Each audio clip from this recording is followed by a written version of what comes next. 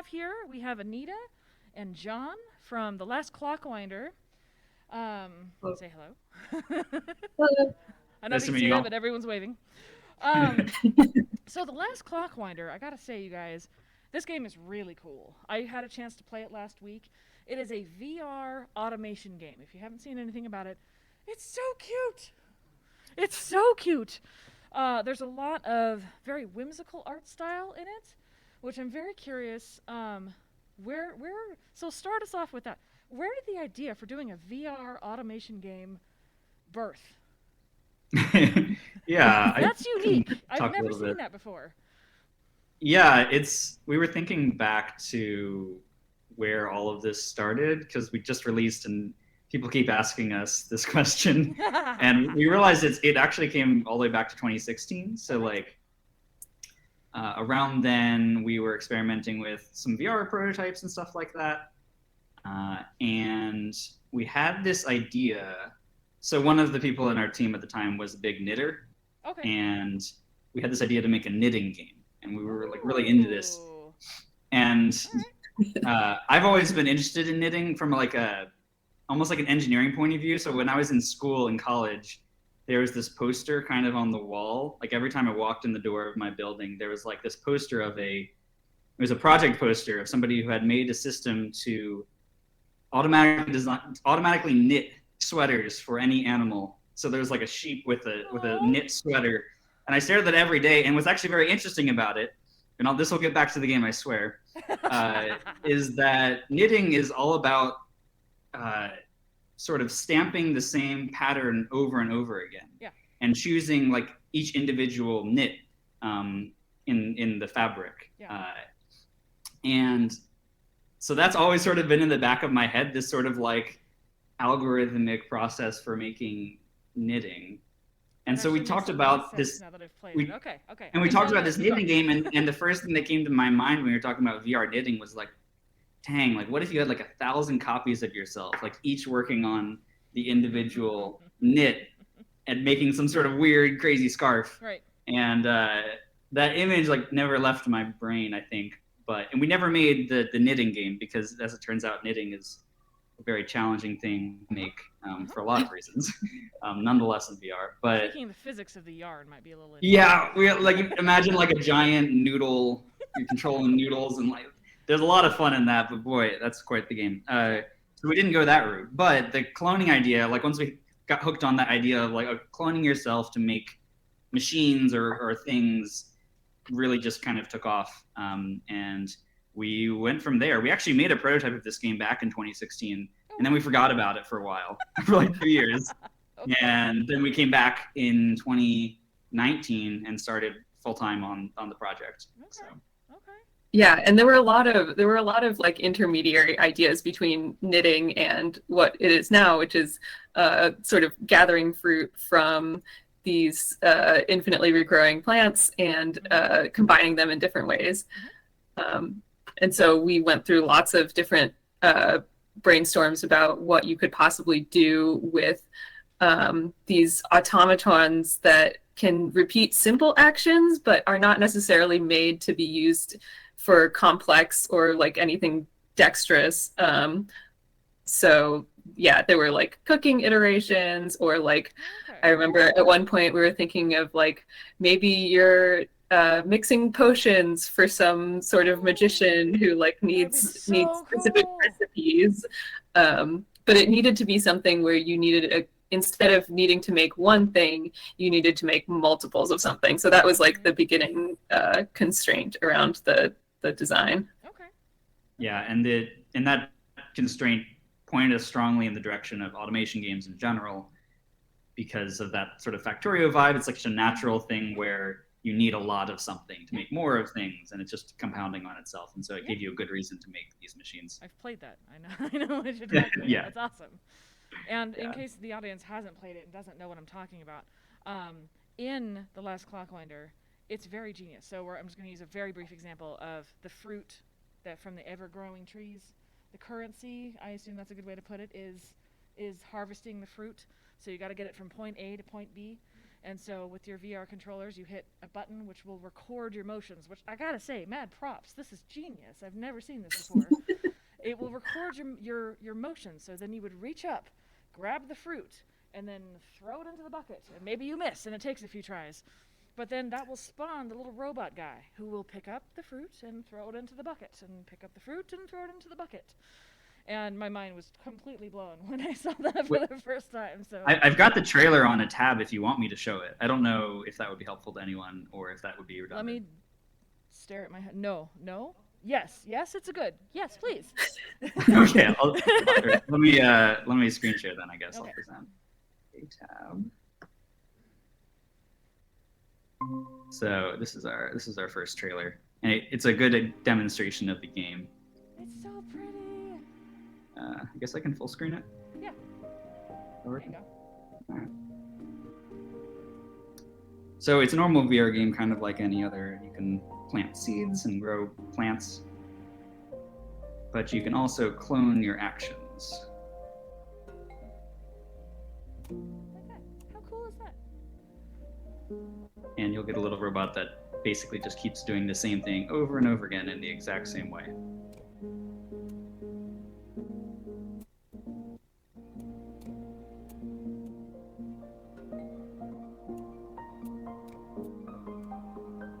And so you can put multiples of these robots together and make these more complex machines. So here we're making a little molecule out of different types of berries. That's about as far as I got, and I went, Yeah, the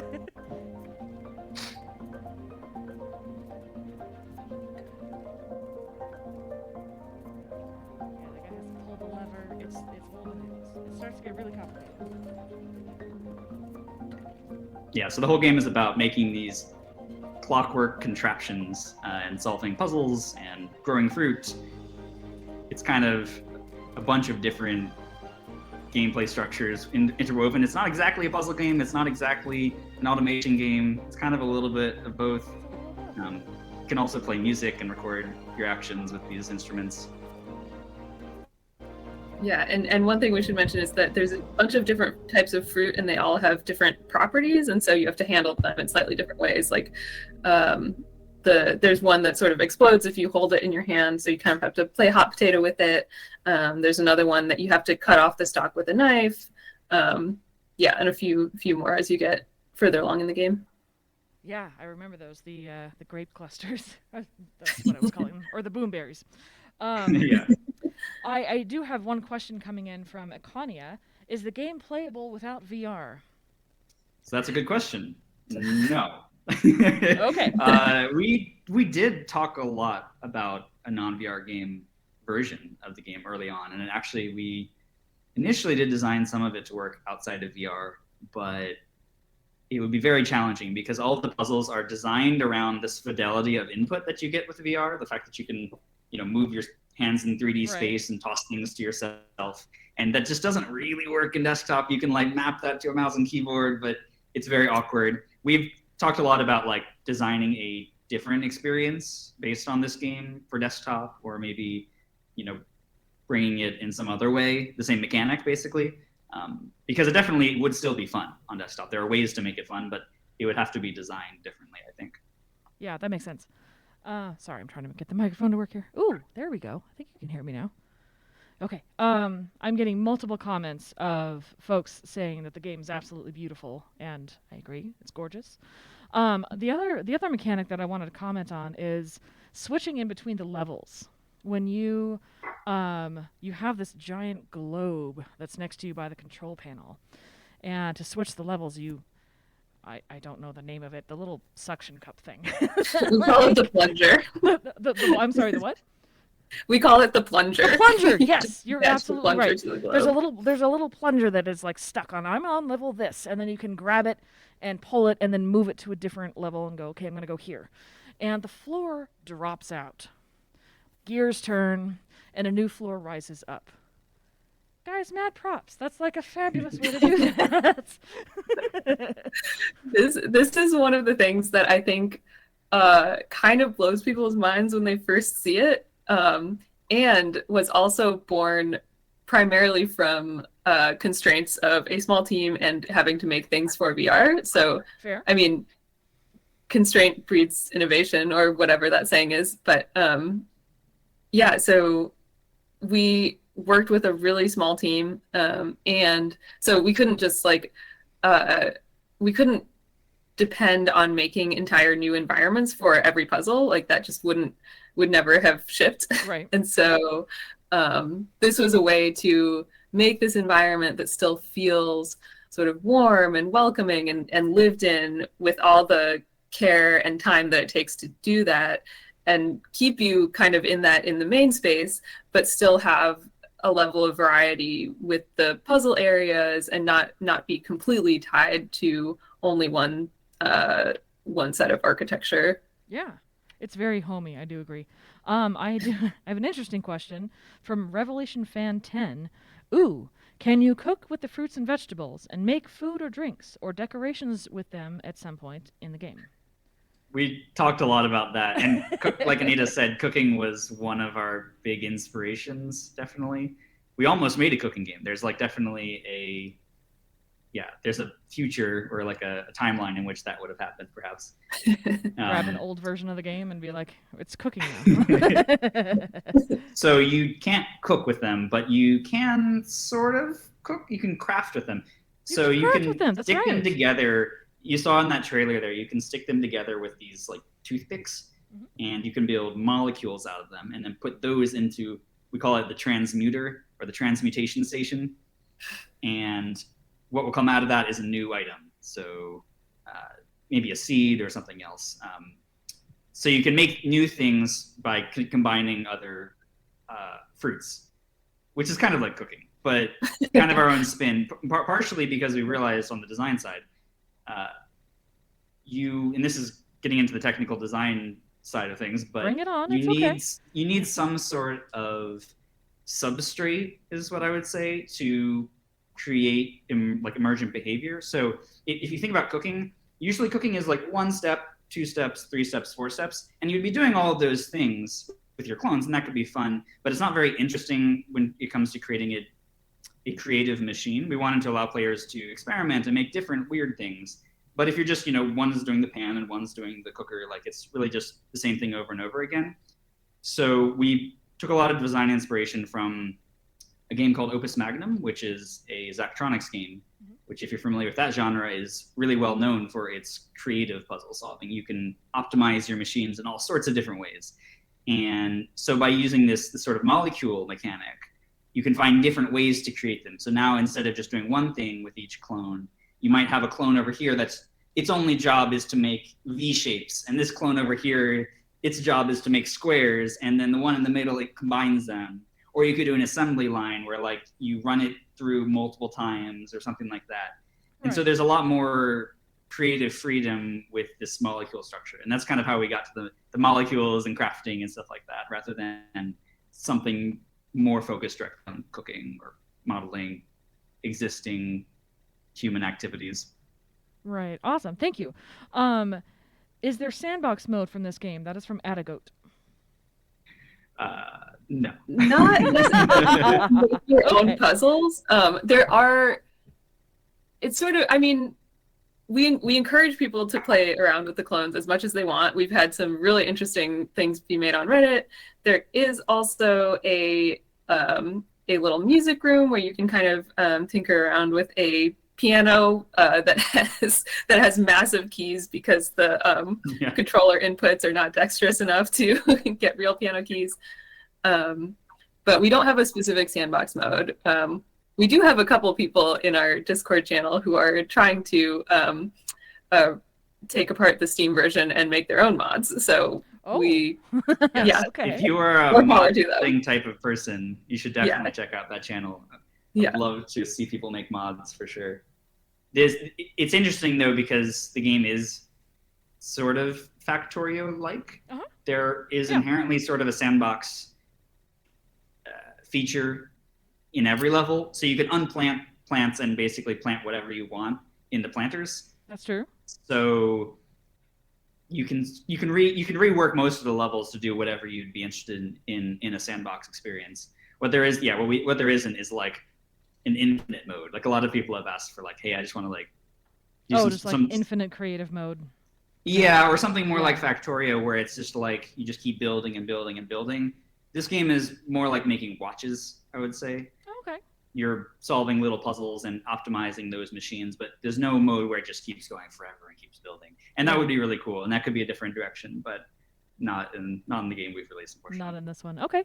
Talk to me about your art style. It's very whimsical. It's very gorgeous. Who was the mastermind behind that one? I'm the art director. Yay! I wouldn't say it's mastermind. Well done. But there are certain things that we all kind of gravitate towards. So I mean, this is a pretty common practice in like creative visual development. But we made this massive like inspiration board on Miro and collected a bunch of images of places we liked, places that we thought felt there was something about them that felt right for this game.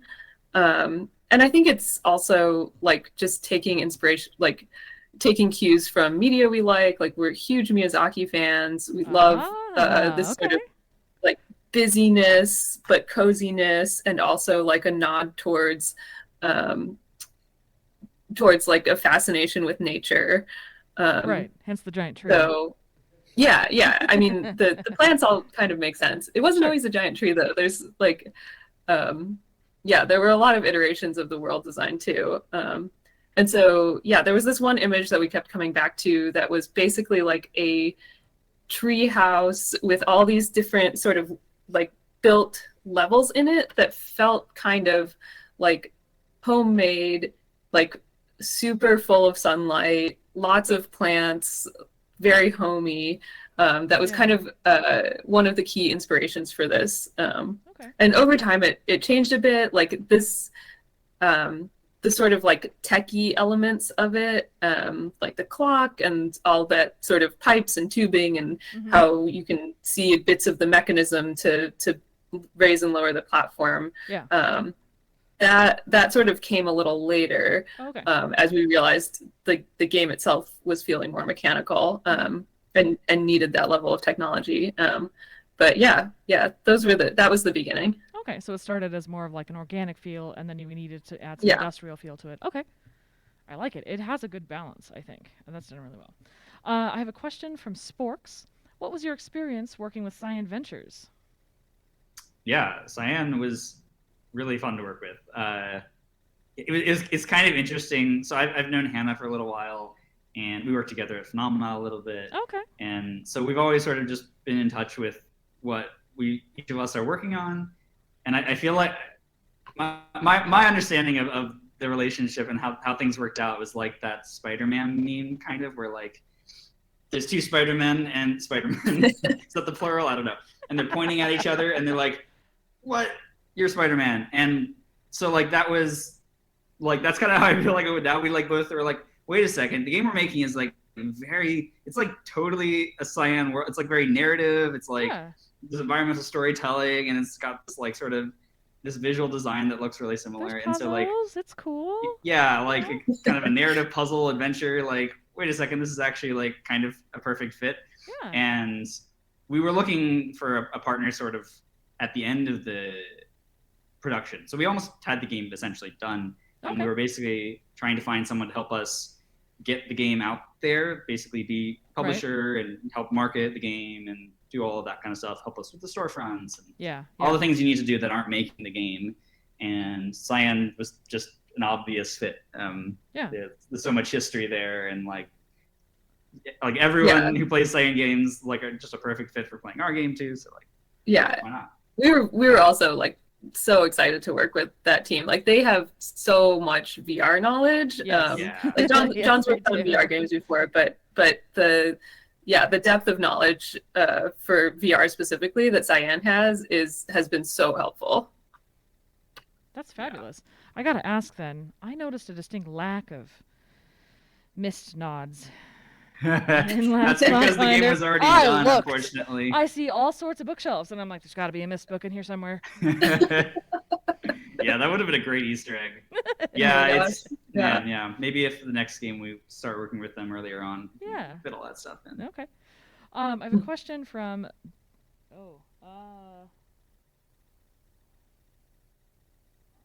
Sorry, trying to figure out how to pronounce this. Dr. Hunter T. Wasser. Is there a story or message in the game? Yeah, I would say both. Yeah. Okay. I can talk about that. So the story is about, there's two characters. So I'll give you some context. The place you're playing in is called the Clock Tower, and it's a very, very old place that's kind of a museum or like a nursery for rare and forgotten plants. It's positioned far off in the galaxy somewhere where nobody will ever find it, so that it can protect all of these rare plants from, the dangers of humanity in some ways. It's kind of just like a little seed vault. Seed vault, okay. And the person who runs this place, there's one caretaker, kind of like a lighthouse keeper, called the Clockwinder. And you are here. You are not the Clockwinder, but you are here. You are Jules, somebody who was there when she was younger. So you're coming back. You actually stayed with one of these Clockwinders when you were younger, and you're coming back to the Clock Tower to sort of rediscover your past and also figure out where the Clockwinder has gone, because the Clockwinder has gone missing. Oh, that's so Adia. Okay. Adia is the name of the Clockwinder, and she's gone missing, and you're trying to figure out what's up, because if the Clockwinder doesn't wind the clocks, then the whole place is going to sink into the ocean. So that's why you're there. But if you're talking about the message, and I will attempt to deliver the message without any spoilers. So the general theme of the game that we were thinking about is around engineering and the idea of making a perfect machine. So one of Adia's goals is to basically automate away the need for a Clockwinder. So the way she looks at it, she says, this place is perfect except one thing, which is that humans are still there to fuck it up. If we could just automate it and get rid of the humans, then these plants could be safe forever. We wouldn't need a Clockwinder. And that's sort of the message the game grapples with, which is like, is it possible to design a perfect machine, or do you really need a human in the loop? Like, is there value to having somebody involved with you need the creativity of a human? Creativity, and then also just the sensibility. There's sort of this idea that you can't make a perfect machine because a machine will just encode all of the problems and errors of the human that made it. It doesn't. It doesn't become perfect once it leaves the human's mind. It just takes what was wrong. And so, the story kind of grapples with that as Adia's trying to do this, and you're finding sort of the aftermath of what happened. Oh, okay. This is from Harley. What was the inspiration behind the model molecules? I know you talked about that briefly, but can you go into the molecules a little bit more? All right. Do you think they want to know more about the game design or like the aesthetics, or more of why? Why molecules? Why molecules? I don't want to dominate. It happens to be that I did a lot of the game design, so John and our other like core team member Matt were the primary game designers. No, you should go ahead. Okay, cool. So molecules. I talked about this a little bit. We were heavily inspired by Opus Magnum for sure.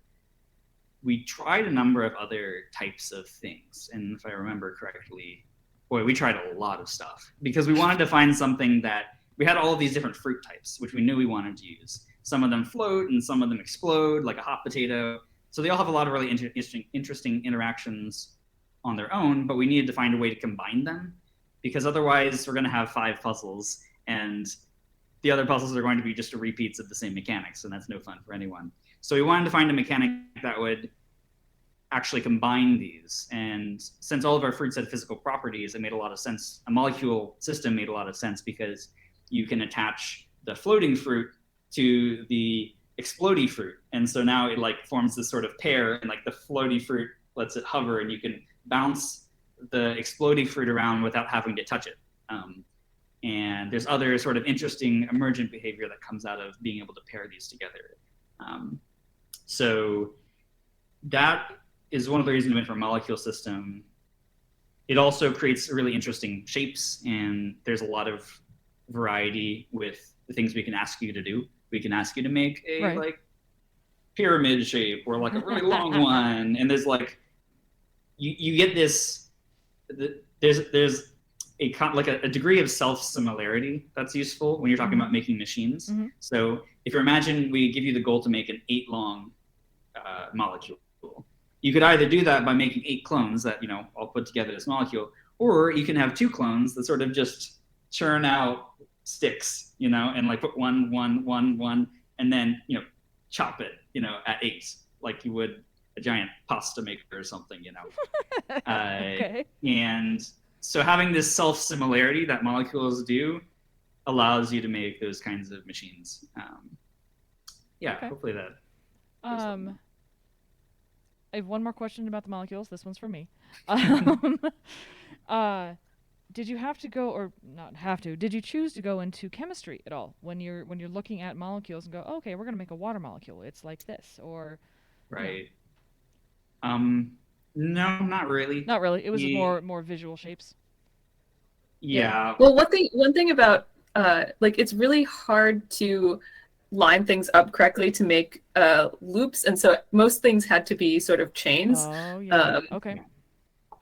Mostly just because it's really hard when you're working with the controllers to get that kind of like exact angle dexterousness, and we kind of chose not to go with like something that snapped to different angles, because it is kind of fun to make things that look a little wonky, and then also like that's true. The bonders and the fruits have kind of surprisingly to us become something that players really like playing around with and making their own new things. Like one of our favorite things that we saw on Reddit I think it was even like a few days or a week after launch, was somebody had constructed out of bonder sticks stuck to a single fruit like a big shovel, and then added like a big handle onto it, and was using it to just like harvest and shovel tons of fruit. And I don't think that would have been possible if we had them like snap to certain angles or constrained you that way.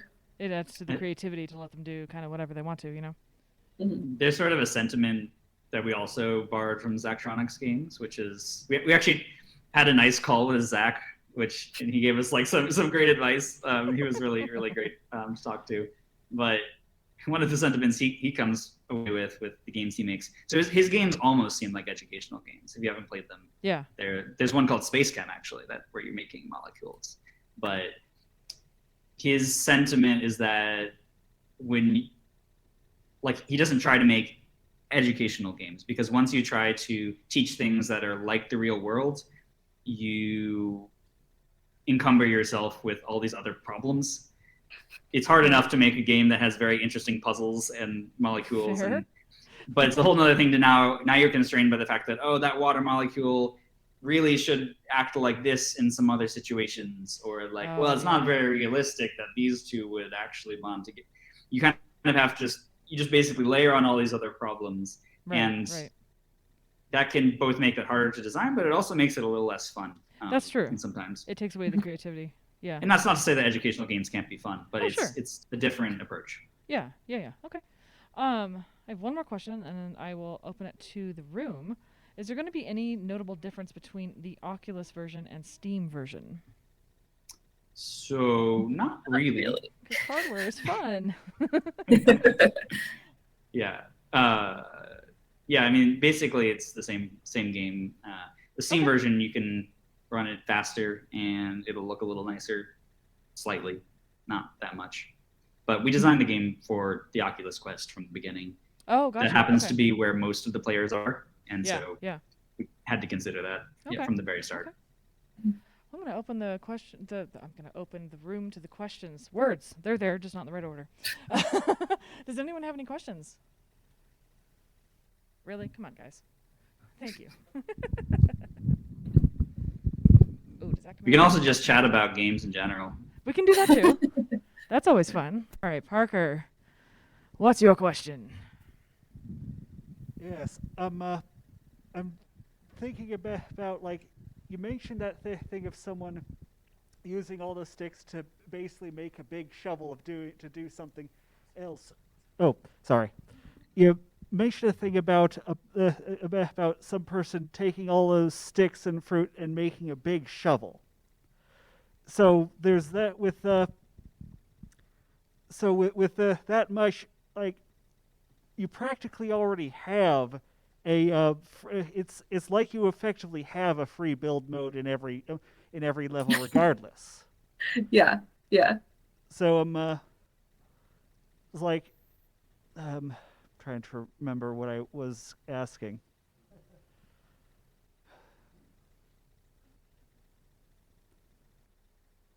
I can't remember actually. Thank you. I mean, you're right though. That's definitely, and because you can plant anything kind of anywhere, you can sort of rework most rooms into a sandboxy sort of thing, for sure. Yeah. Alrighty, we have another question. So I know you mentioned a record button. Is there also a delete button for when you screw up? Right. Yes. Very, very necessary. There is a delete button. You can make and remake the clones as many times as you want. Yep. Awesome. Oh, Parker remembered. Hold on. I'm gonna get my exercise today. Like when it comes to these things, I assume there must be some sort of scope limit in each level or whatever you have in this. Like, is it purely like an area scope or a operations limit or time limit in these sorts of puzzles?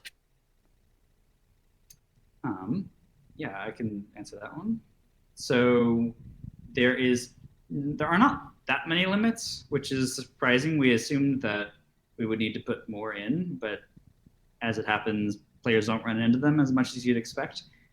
There is an upper limit on the number of clones you can have, but yeah, it's actually very uncommon for people to hit it because it's quite high. Don't tell them that. Challenge accepted. We did spend a lot of time optimizing it so you can have as many as really you'd want. But no, honestly, there's not a lot of like hard limits besides clone number. You can just the clones themselves are.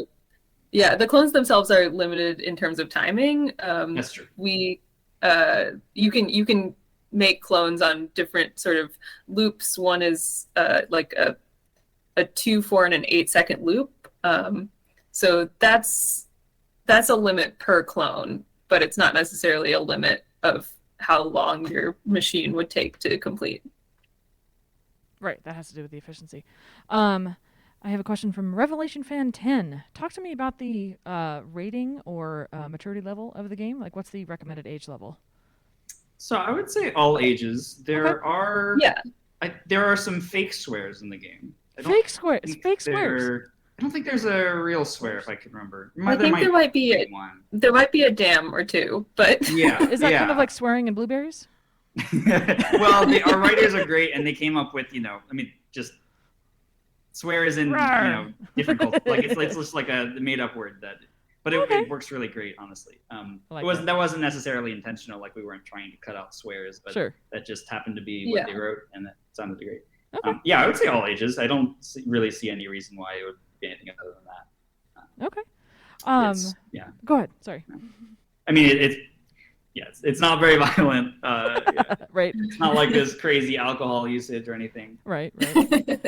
No. Dr. Hunter T. Wasser is also asking, what are some of the real places or works of art that inspired your design? Anita, I think that's a you question. That's a good question. I mean, I think I already mentioned Miyazaki movies, but the visuals and themes of Nausicaa in particular that's like one of my favorite movies.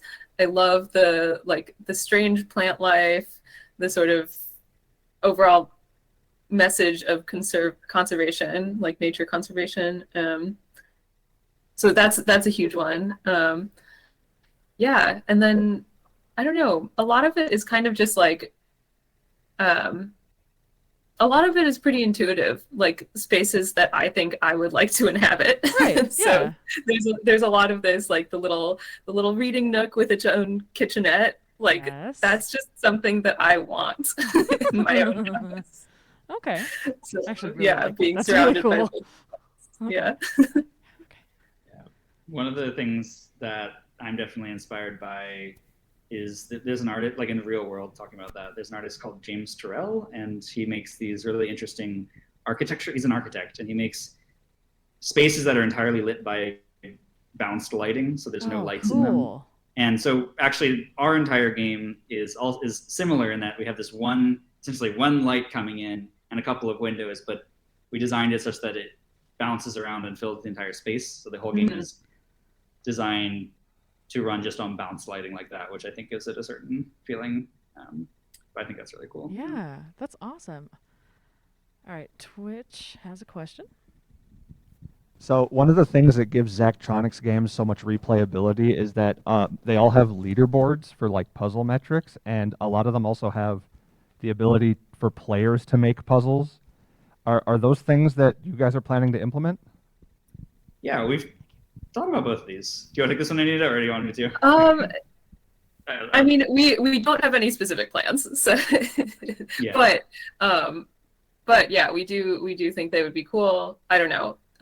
John, you might want to say more about that. Okay, but sure. We've talked about leaderboards, definitely. The trick with leaderboards is that, so because our game is so flexible in the sense that whereas Zachtronics game it's tile-based, it's discrete, it's very defined, right? But our game acts in the entirety of 3D physics, and everything is sort of possible within that space. But that also means that you can like cheese it without too much trouble. It's very hard for us to defend against it. So for instance, the shovel idea, one of the easy ways to, like break the leaderboard would be to like build a little basket, fill it up with fruit, and then when it's measuring the machine, you just dump it all in, and suddenly it's going to break the scoreboards. So it's a little bit trickier for us to come up with that because we know that probably they would just get like dominated by these absurd numbers at the top. We have thought about like doing friends leaderboards, so leaderboards just among your friends, which would have fewer problems perhaps. Oh, that could be fun. So we might implement that because it's basically impossible to like totally prevent cheesing. Yeah, it's like as if in a Zachtronics game, you could sort of like know exactly when it's going to measure your output, set some sort of like outputs aside, and then exactly when like you, the person, could just like dump them all in. So we just don't have a way to prevent the player from interacting with the environment, nor would we want it. Yeah, part of this is also due to our own design constraints that we've imposed, which is that the game is more freeform and open world than a Zachtronics game. Whereas Zachtronics game, every time you hit play, like it clears the slate, everything, the world is clean. Where in our game, it's always measuring, and there's no hit play button. It just is always working. And in fact, when you put one of the machines away, it continues to work in the background, producing fruit for you. So it's kind of an always-on sense that makes it hard to, just clear the slate and start measuring from there or something like that. So that makes it a little bit more tricky. The others, sorry. I think part of your question was about like building your own interactions and levels, and that's something that like I think would be really cool and we would love to support. But there's, I think, more technical constraints around that than like we would like. Like it's hard to set things up so that Oculus players can do that versus just Steam players, and so we just haven't fully figured out whether that's something that we're going to be able to do. That's fair. Yeah, it's one. I think we mentioned modding at some point, but modding is something we're very into because it can enable people to build their own levels or maybe make their own types of fruit or even add more features and mechanics into the game. I think that would be really cool. Oh yeah, that'd be we awesome. Probably will not be adding a level editor in VR. That's just a whole thing. That's a whole thing. But if you're particularly interested in modder, I think that is definitely a reasonable angle. We're exploring actual modding support, but we can't really commit to that at the moment. But we do have a little community of modders who have made their own custom levels and put them in the game. Oh, I like that. Shockingly. Yeah. I'm sure Mist has a crazy history of honestly. that, but like, yeah, for us it was just like, what are you doing to our game? You've put this crazy thing in there, which is amazing. That's funny. So I know in the game, in each level there's kind of a board of goals. So get this many fruit per minute using X number of your little dudes. Have you considered kind of expanding on that a little bit by like disabling the delete button or something like that? Trying to design other mechanics to to make it a little more challenging. We thought about it a little. Yeah, like more challenging things. Yeah, we've thought about that a bit. There are ways to make it more challenging for sure. The trick is to find things that are challenging in interesting ways. I think we don't want to add challenge that is like a handicap to the player. That's maybe interesting in an action game, but in a puzzle game, having a handicap would just be annoying, I think, in some ways.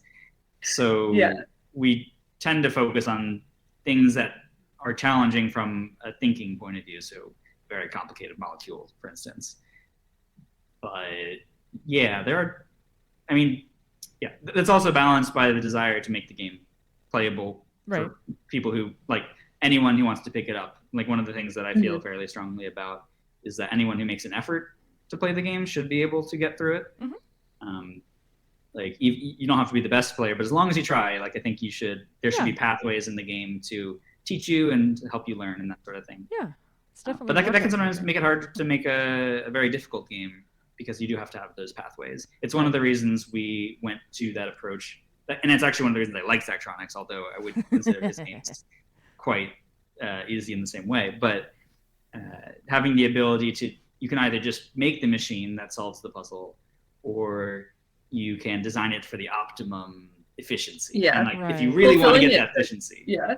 Fulfilling it to full optimization is like purely a player desire. Like you do not have to, for any of the puzzles, optimize them to like completion. You just have to solve it. Gotcha. But a lot of people enjoy that optimization, and so we wanted to give them metrics for it as well. Yeah. All right, I have a question. Hello. I have enough game dev experience to know that getting a physics engine to behave the way you want and do that consistently is difficult. So I'm curious, if you don't mind getting into the weeds, about how you went about recording the player's movement. Like, are you taking position and, like a vector of its movement at 60 times a second, every second while you're recording? And then in the process of trying to solve that problem, how difficult was it to get that to be deterministic? Because that seems pretty necessary for what you're trying to do here.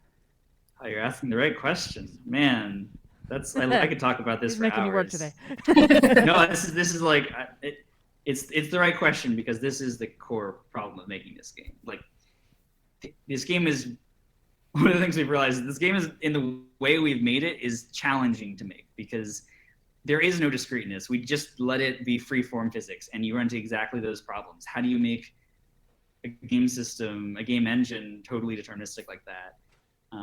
So there's two things. So to get deep in the weeds. So the way we do the recording process is we actually record it at the raw input buffer level. So in Unity, every frame, the inputs from an input device, so like a keyboard or game controller, they come in a big buffer of ones and zeros of bytes, and we just copy those and record those raw inputs. Oh, wow. And then when we play them back, so if you have a clone that's doing its thing, we actually feed those inputs back into the Unity engine as if they were new devices. So when you have 25 clones, Unity actually thinks that there are 50 Oculus controllers and 25 headsets running around doing things. So the clones are actually fully treated exactly as any other player in the game.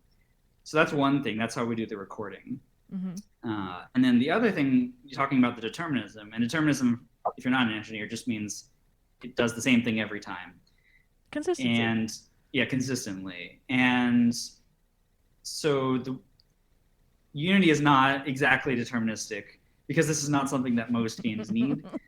So we did spend a lot of time basically re-engineering Unity systems and tweaking things and carving around certain things that are not deterministic. Luckily, most of the core important systems are deterministic. Yeah. But not everything. And you'll actually notice we weren't perfect at it. There's a couple, if you play through long enough, you'll notice sometimes that you might come back to a level and the clone is doing something slightly different. And unfortunately that error can like build up. So it's like you throw it one and like that gets it's like a snowball. It just kind of gets more and more off. Okay. So and that's a problem with our approach. But we basically spent a lot of time patching over things and making sure that everything we're doing is deterministic. One of the things we have in the game is, from an engineering point of view, is we have our determinism checker, which basically will run the game twice and spit out whether or not it desynchronized. So it makes sure that when you run the game twice with the same inputs, that it does the same thing. And so that'll flag it. Like, oh, this object here has a different position than the other run. So we have a lot of tooling around that to sort of help us catch those issues. But it is really hard. And if I were going to do it again, I would take a slightly different approach, but not to the design, because I still think this is the best way to do the mechanic. Yeah. I'm also an engineer, and so this is what pleases me. But I would probably, I have a lot of things that I've learned from engineering it that I would do it slightly differently. So you mentioned having 2 games run at once. That does actually go right into the next question from Revelation Fan 10. Is there multiplayer? That's a good question. No, and there won't be ever. And it's actually for this exact reason. So, partially. It's synchronization is very hard. You might be able to make multiplayer work on a more powerful platform, but also partially we're constrained by the fact that we're on the Quest 2, which is like a mobile phone strapped to your face, which is great. I mean, it's a great piece of hardware. Yeah. If Meta is listening, it's a great piece of hardware. But like it is constraining. And so there's not an easy way to do multiplayer that wouldn't be very resource intensive. There are some ways to actually do deterministic multiplayer, like it's called rollback networking. Like you can do stuff like that, but that requires much more efficiency than the device can provide. And the other thing is the determinism guarantees of all of the machines you're making, they do not apply over platforms. Between different like headsets and computers and things like that. That kind of a platform. So you can't take a machine from the Quest 2 and put it on the desktop. It'll do something different because the CPUs on those devices will crunch floating point numbers in different ways. And so there's no way to do like cross-platform multiplayer, for instance, and that kind of thing. So it's all a very precarious system, and I like that, but that does create some problems for doing things like multiplayer or other things. Right. Well, that makes sense. I have a question from Cult Seda. I apologize if I butchered that name. What did you enjoy most about making the game? Oh gosh. And Anita, I know you and I talked a little bit about that you really enjoyed kind of building aesthetically what you would want to see. Which I think that's awesome. Like little nooks and crannies. You're I would just want to be here. Yeah, I mean that's one of the fun parts. I think so this is the first VR game that I've worked on, and so maybe part of that was influenced by the first time. I still think the first time you try a VR headset is a little bit magical, and then the first time that you put your own models in a 3D in a VR headset is also a little bit magical because it's just different than looking at the 3D models on a screen. And it's different if you've made and textured them yourself. So that part was really cool. And then also one of my favorite parts during development was any time that we would get new music from our composer, Joel.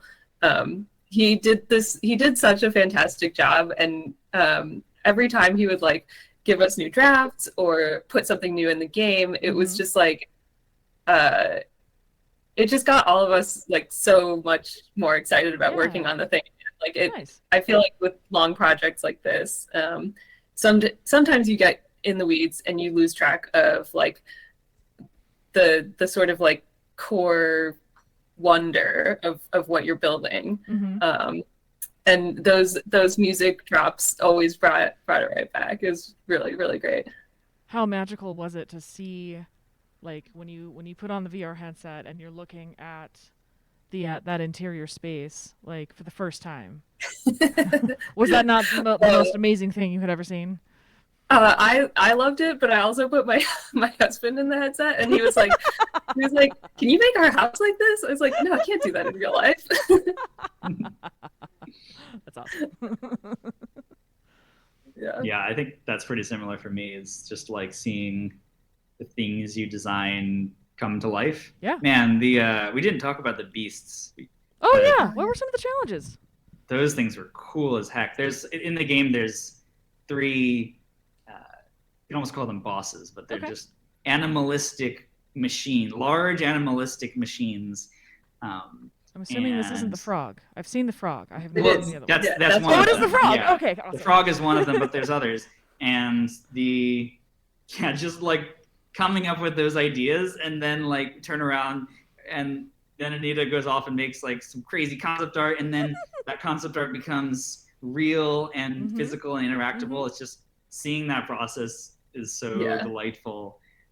That's awesome. Yeah, it's hard. Yeah, I think, I mean, probably for both of us, but like one of the things that keeps pulling me back into game development versus like any other kind of art making for a career is there's the degree of collaboration with like totally different disciplines is, I think, kind of unparalleled, honestly. Yeah. Absolutely. Yeah, you guys did such a phenomenal job. Last question, Hollister. So the game seems to be fairly balanced in terms of being narrative-driven versus puzzle or gameplay-driven. So my question is, did you start with a story or at least a message that you wanted to tell and build the gameplay around that, or vice versa? What was sort of the initial inspiration for the game? Definitely mechanics. So we are a fairly mechanics-driven studio. So we started with this cloning mechanic, and we just prototyped the heck out of it until we found something that we felt really worked. We went in the Zachtronics direction, tried some light molecule puzzles, and all the while we were designing around that, see like, what environment would fit with this and what narrative. I'm always like fairly interested because I'm an engineer, and so engineering narratives just resonate with me very strongly. And then we were building an engineering game, and so it felt really natural to me to try to put these engineering themes and try to talk about my experience of engineering in the game. But we don't start with the narrative. We definitely start with the mechanics. And it was actually very interesting to go that route because Usually it's the other way around. yeah, and it's tough in ways that you wouldn't expect because you make a game and then you go off and you start writing a story to sort of fit the game, and you read the story and you're like, wow, this story is amazing, perfect. And then you start putting it in the game and players are confused and lost, and you're like, wait, this, as it turns out, there's like half an hour of gameplay between every, whatever it is. And, these are all challenges that you have to kind of overcome to get the story working. And so it was a lot of iteration, making the story something that just felt like it fit with the gameplay itself. There was a time where you were not a player character, you were like actually a third person, and your Jules, the character, was actually going to be somewhere else on the ship and like feeding you stuff, and just trying to figure out how to mesh a game with a narrative is a whole nother problem. Yeah. We actually, it's really funny because we like tried explicitly not to make a narrative game. We were like, okay guys, narrative is not our strong suit. Like, we're not writers. Right. So like, we did have great writers for this. We did have amazing writers. The core team, the three of us are not writers by ourselves. Right. And so we hired Jordan and Olivia. They're fantastic writers, and we were like, okay, we're gonna do something light, just enough story, kind of like Portal, enough story to get you motivated, and then suddenly we turned around and we're like, we were doing playtests right at the end of development, and people were like, wow, this is such a great narrative game, And I was like, narrative game? That's really interesting. And people were like, yeah, it's so much like Myst. And I was like, oh, okay.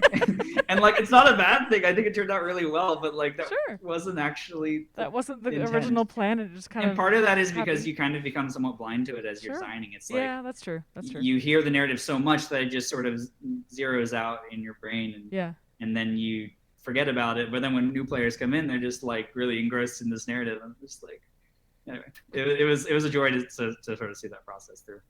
Yeah, that's awesome. We need to wrap up, actually. I have a lot of comments about how the game is gorgeous and folks are really excited to play.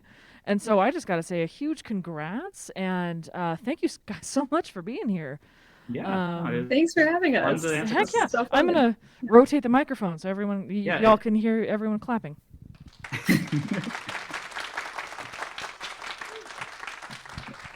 Yeah, and feel free to reach out to us if you have any more questions. We absolutely. Hop on Twitter or Discord or wherever it is. Okay, so you do have a Discord server. Join it. We do have a Discord. Yes. Come hang out there. Sounds good. Thank you guys so much. What?